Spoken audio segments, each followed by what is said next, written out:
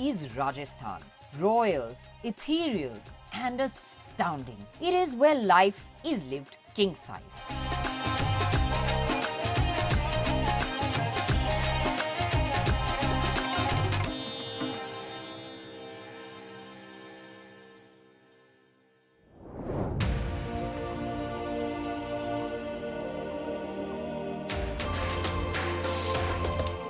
Recently, the times have been completely crazy and people are scared of flying.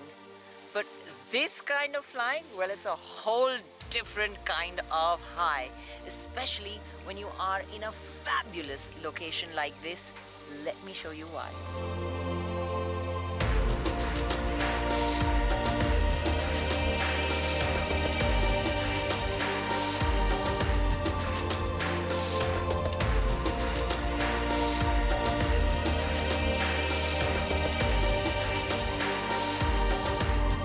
Watching the sunrise from over the trees, seeing the lush green Aravalli hills waving to excited children as they looked up at the balloon in which the propane burners hissed, taking me higher and higher, was truly an uplifting experience.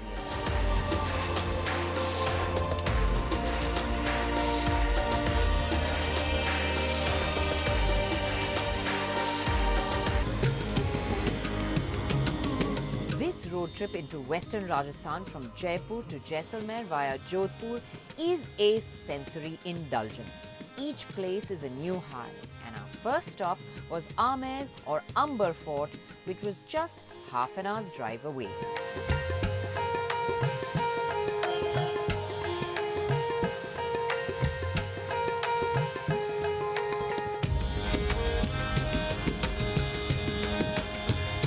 Amer or Amber Fort sits atop Chilka Tila, that translates into Hill of Eagles. The gate opens into a massive courtyard where its armies used to display their plunder in earlier times. And as it leads you into its marvelous halls, the Diwan-e-Aam, the hall of public audience, and the Diwan-e-Khas, the hall of private audience, it begins to weave its magic.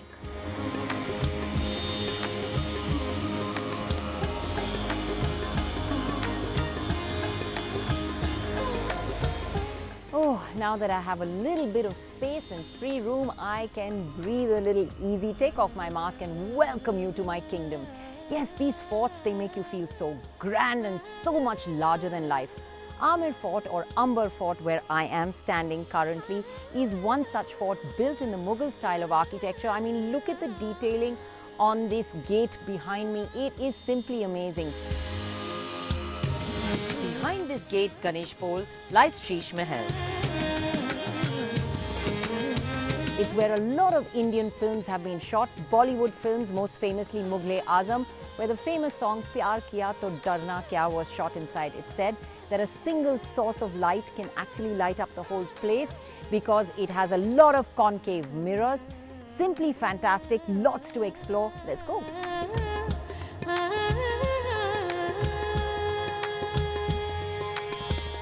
Every corner you turn, it's just so stunning. It's gobsmackingly gorgeous. I'm just blown away by this place.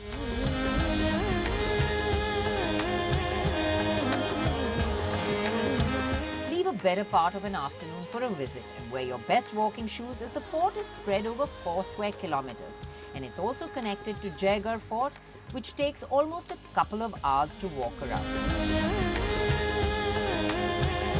As the sun set on our day, I drove into Jai Mahal Palace, another beautiful heritage property that is now a hotel where one can stay.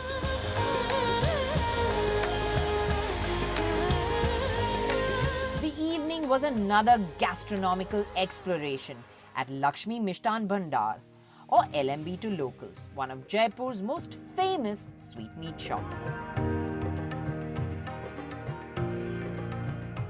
So a day in Rajasthan can never be complete without coming to eat some street food, and today in particular for me is a feast of sweetmeats.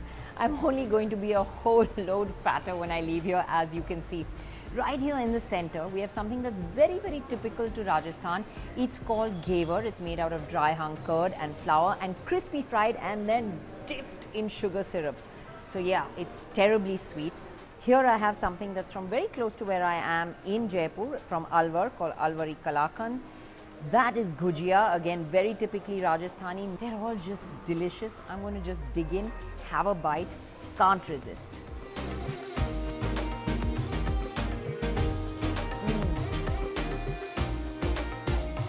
Sinfully sweet, but yum. And while I stayed in one palace, dinner was at another. The exquisite Rambagh, which was home to Maharani Gayatri Devi. Books have been written on this enigmatic queen. And the palace is another wonder. As you enter its gates, an entire locomotive engine greets you. Aptly named Steam, it is now a restaurant where one can dine. But it is the interior that will dazzle you with its bejeweled chandeliers and silk-clad walls with rich decor. The experiences to be had in Rajasthan are of epic proportions, and each moment has a magic of its own.